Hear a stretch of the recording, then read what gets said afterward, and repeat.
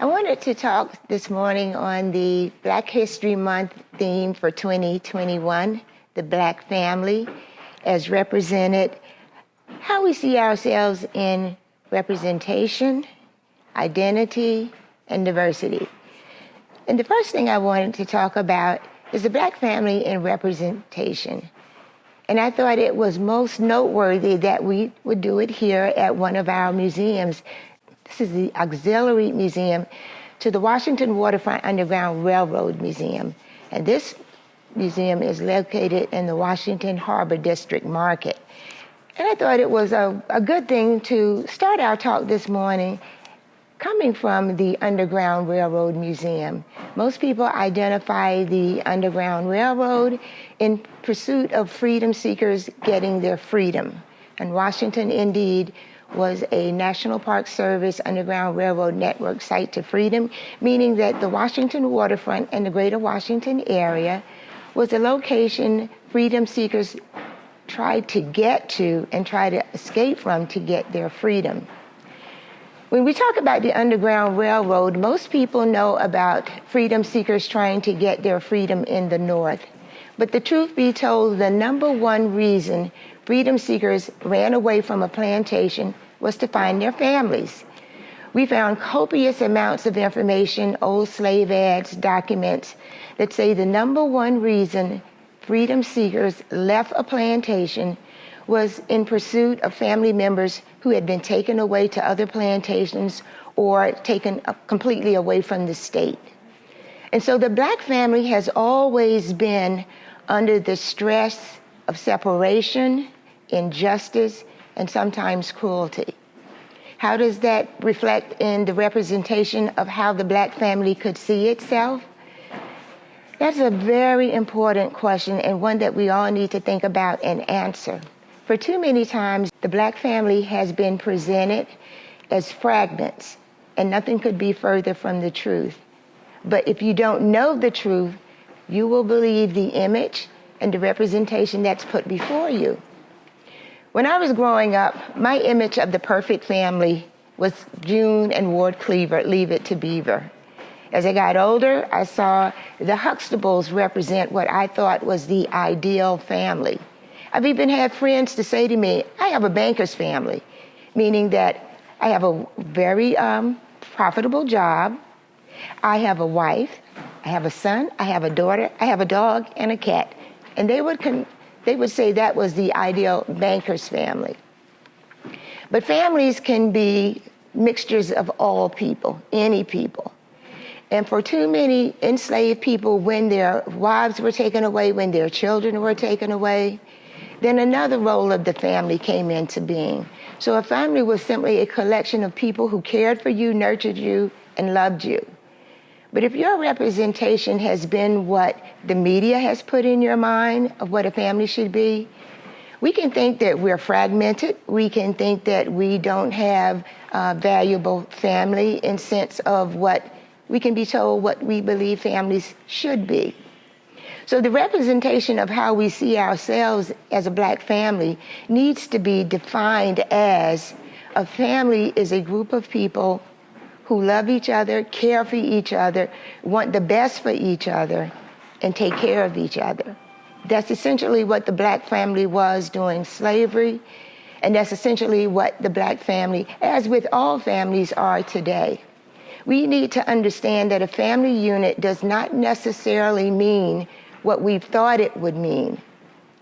There are families composed totally of grandparents. There are families totally composed of neighbors who care for one another. And so in thinking about the Black family, the first thing we have to do is how have we been represented and how we represent ourselves. We want to take a look at how we can represent ourselves. For too many seasons in our lives as a Black family, or groups of Black families, we can tend to believe that what we have is not important, that how we raise our family is not important. We can even lay blame on other people as to how our families are put together. So for us to be whole and healed, we've got to change our mindset. We've got to stop looking at other family groups and think, well, they've got it all together, and for some reason, we don't seem to have to, or we don't have to put in the effort. So the first thing we need to do is represent our families well. When I say represent our families well, we have to take a look at some of the practices that can be in Black families. You can have a child who is a basketball star, and the family applauds the great achievements that that young person can make on a basketball team. Well, that same sibling could have a sister or a brother who is a straight A student, but that child may not get the same attention as the basketball star may get. Why? Because we've told ourselves that the way to achieve fame and to do well in our families and to garner our families a place of importance is because if you have a child that excels in sports, that's going to bring us to the top of the leaderboard. What about the student, straight A student, the scholar?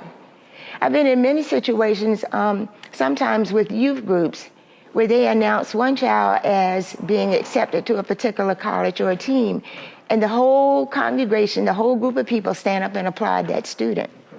But when we say that someone was accepted in a college and has a 4.0, you may get a smattering of hand claps. Why?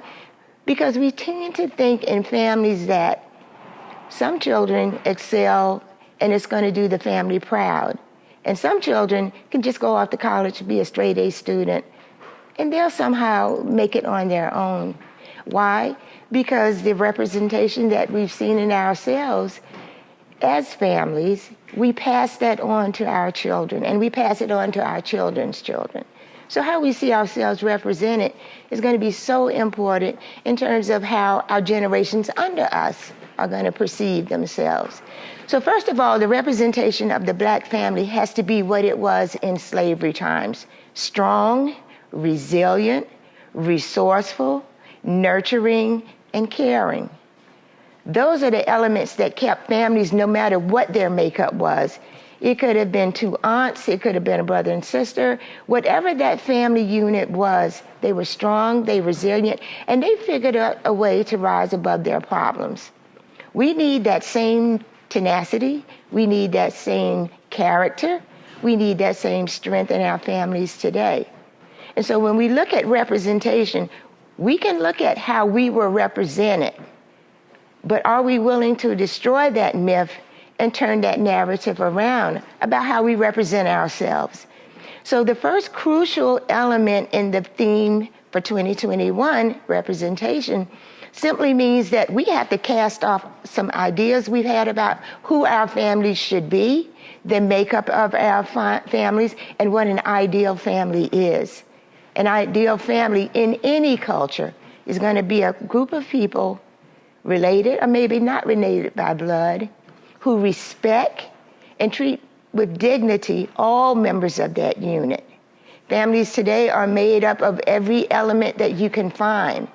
And so even in Black families, we have to stop looking at how we think we've been perceived, change the narrative, and show ourselves strong on every member of our family, no matter what they believe, no matter their sexual orientation, no matter their ideas about anything. A family is a family.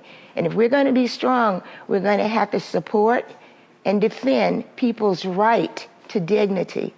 So whether we've been denied that in the past as a Black family, it doesn't matter. We can't keep going around the same mountain over and over and talk about how we've been treated or what we think we did not get. We have to look at what are we going to do about it.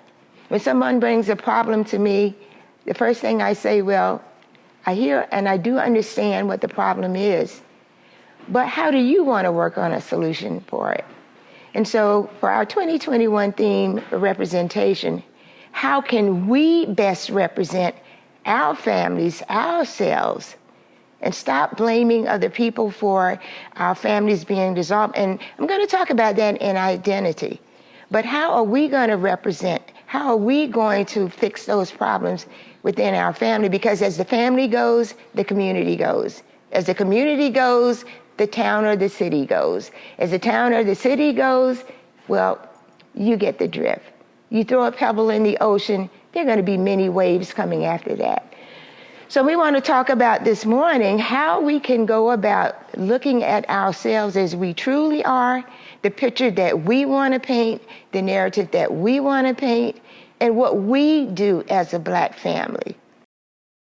Getting back to the 2021 theme for Black History Month, we're going to now look at identify. At first, when I looked at the word, I thought it was identity, and I looked at it again and it said identify. We need to identify those things that have so plagued us as Black families, and then we'll take a look at some of the things that we can probably and possibly do about them. When we look at identity, we understand we are identifying a problem. But when you look at the word identify, there's a pinpoint focus now on what we need to identify. So we'll look at some of those things that have plagued us and identify some of those things that have plagued Black families.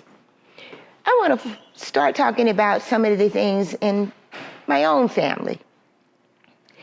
My mother's family were free.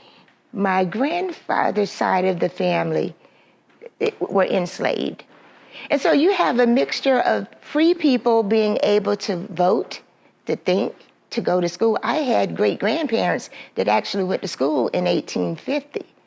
But if you believe the slave narrative, you would think that no Black person was educated during the 1850s, when indeed there were people going to college in 1860, 1865. But when I talk about my own family, I look at my mother's side of the family who were free and had all the benefits of freedom. And I think about my grandfather's family who were enslaved, who had none of those benefits. That's a dichotomy right there. There's an unbalance of power right there. There are two ways of thinking about anything that filtered down in our family. Education was one of them. We were pushed toward education. We were pushed to go to school, get a great job, to be able to take care of our families. But even in that, interwoven into all of that, was still ideas that filtered somehow down through the past. I'll tell you what I mean. I've seen some families where education was so vitally important, and I've seen families where being able to work in the fields, children, mothers, fathers, grandparents, were necessary just to put food on the table, and education was important. And so you have two factors now warring with each other, because someone that wanted to achieve an education and do the best they could in school, they were considered uppity. They were considered, oh, they think they're better than someone else.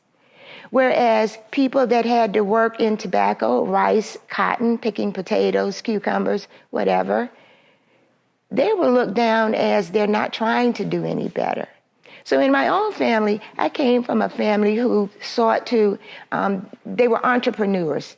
I come from a long line of entrepreneurs who looked at an opportunity and say, we can do this. They didn't look at something as, well, somebody's keeping me from doing this. They looked at it as, we can do this. In turn, I raised my own children to believe that you can do anything that you put your mind to. You get a good education, the best of your ability, but always think outside of the box. Always look for opportunities, and don't let anyone talk you down. Well, in some families, that doesn't get communicated well. There are some families where if you wanted to achieve an education, you were an odd person out. I'm getting back to the basketball star and the straight-A student. The straight-A student may have been looked at, look, you really need to get this together. Books are great, but you need more than books. And that has come through the narrative of many Black families. Whereas some would say, you know, you need to go get a job in a factory, you need to be able to work. You could have two warring partners in the same family, two warring families in the same partner, because every identity was different. And not being able to identify whichever course you took was important. Skin color. My ancestors, many of them were white. I'm probably one of the less lighter kids in my family, and I certainly have siblings that are darker than me. But there were actually families who relegated their importance by the color of their skin. I personally know families where if there were 8 children, the lighter children got treated far more better, and I'm talking from families, than the darker skinned children. So even color has eroded what should have been a nurturing position in a family. So when we can identify those things that have brought so much angst into families, we can now look at ourselves and go, well, why was that important? And why does it remain important? We know slavery tore families apart. We know an unjust justice system tore families apart. We know prison systems even today tear families apart. We know economics tear families apart.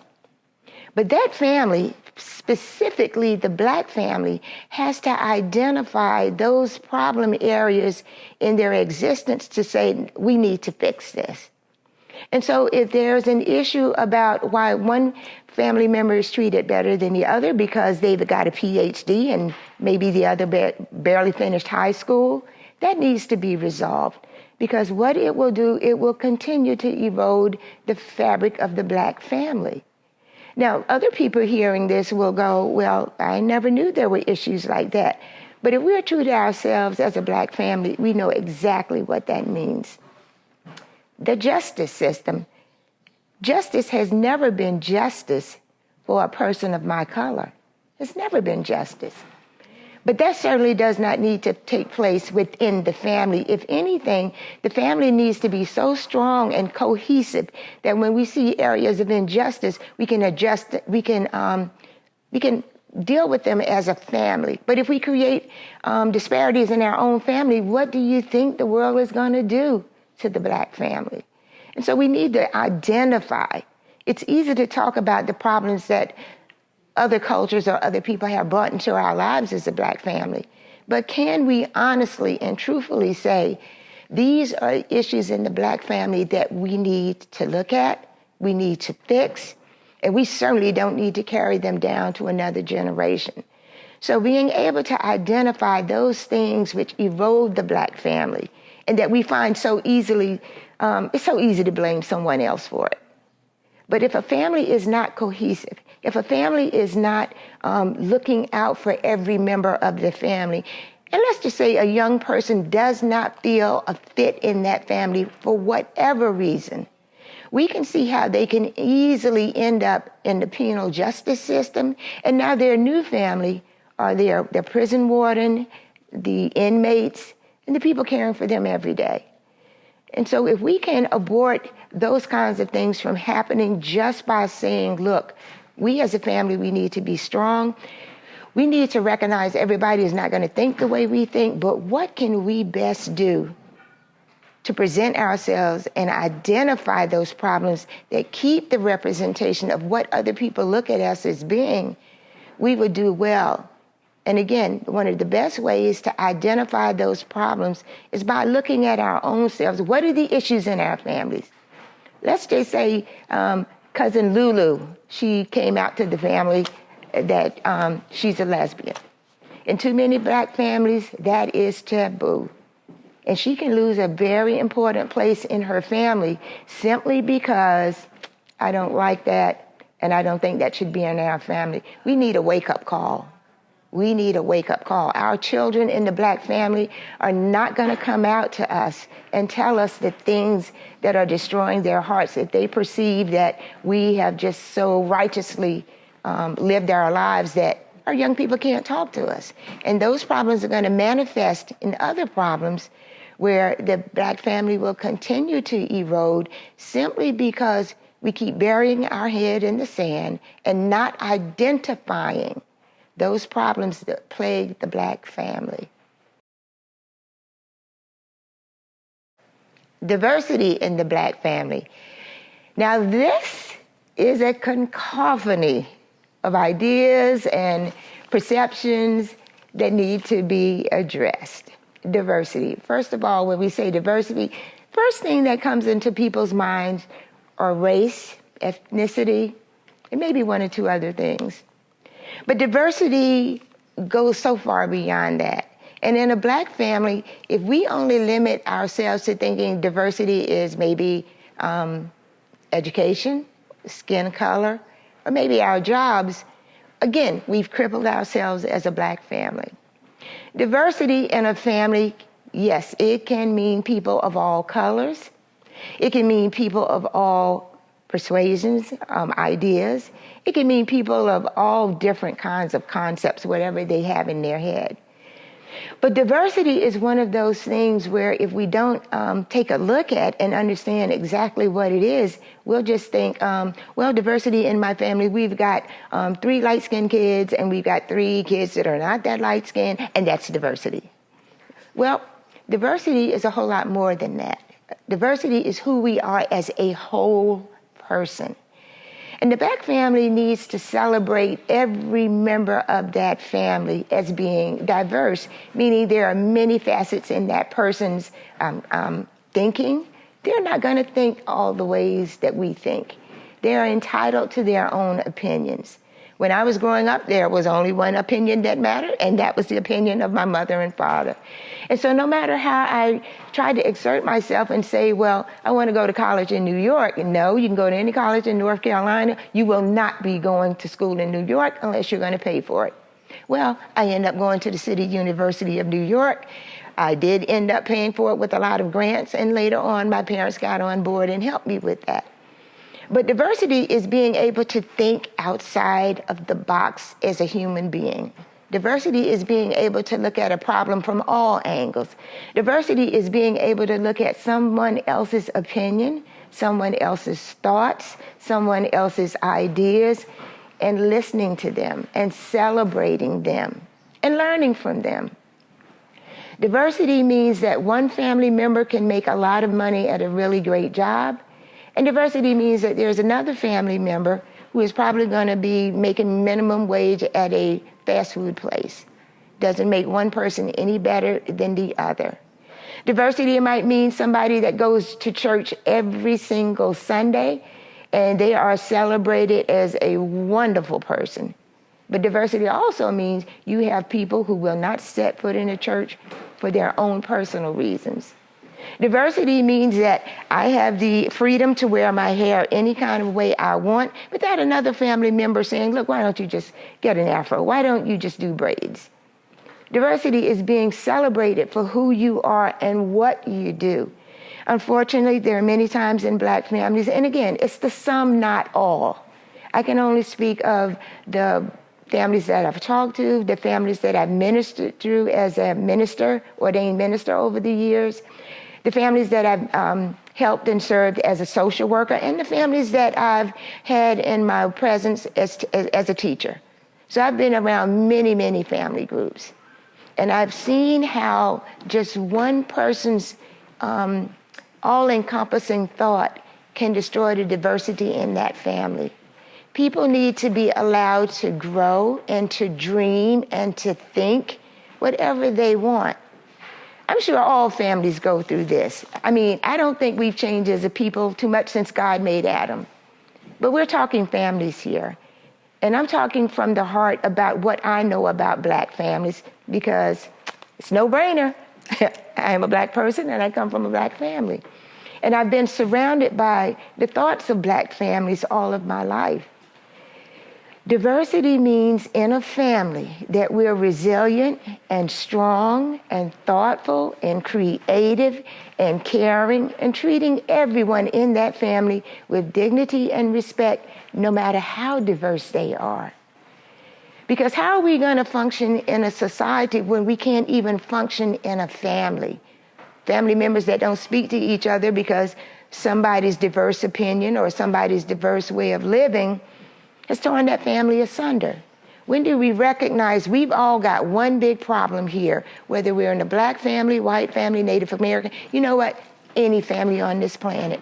How do we function in a society when we can't even function as a people group? Now, to those families that have figured out how to do this well, I applaud you because I know that there's a great deal of work that has gone into making your family unit strong. Your obligation is to reach one, teach one. Whatever made your family strong, we're asking you to become a part of volunteer groups, agencies who are trying to help families get stronger. We're asking you, what did you do that was so significant into holding your family together through diversity? What happened in your family when a child came out with the heartbreaking news for some parents and for some families that they're gay? How did you hold that together? How did you hold together as a family when somebody decided to do something that nobody in the family's ever done? Did you applaud that person? Or did you say, oh, there they go on a whim again? Families are diverse. People are diverse. But in the Black family, we need to celebrate those things that make us strong and whole and healthy. And we need to get away from those little idiosyncrasies that we can have just because you didn't think the way I thought. Or just because, now I wouldn't have gone to New York to go to college. I would have stayed in North Carolina and let my father pay for my tuition. I'm just the kind of person, I'm adventurous. I want to know what's in the world. I want to know how many opportunities I can make happen for me. I want to know every open door. Some I go through, not a good experience, but for some, fantastic experiences. But what if I came from a family who just stomped down on that and go, no, we don't do that in our family. We don't think that way in our family. Black families, just like any other family, are diverse units, powerful units. But the Black family, even more so because of everything we've gone through that would have, by all intents and purposes, would have destroyed us as a family. We're stronger together. Black families are stronger together. They're better together. And when we can celebrate and we can grow through and we can understand those things that help us to identify who we are, who we want to represent, how do we want to represent our families, how do we want to change the narrative about our families, how do we want to say to the world, look, we're stronger than ever. When we can figure out those ways with the help of families that have successfully done that, and when we can learn from families that are struggling to get it right in their sense of right, then we are going to be a powerful unit. We always have been, and we always will be, as long as we can understand that the Black family, we are diverse, we have a strong identity, we're able to identify those things which could weaken the fabric in our families, and most importantly, we can persevere. The Black family 2021, the Black family going for it.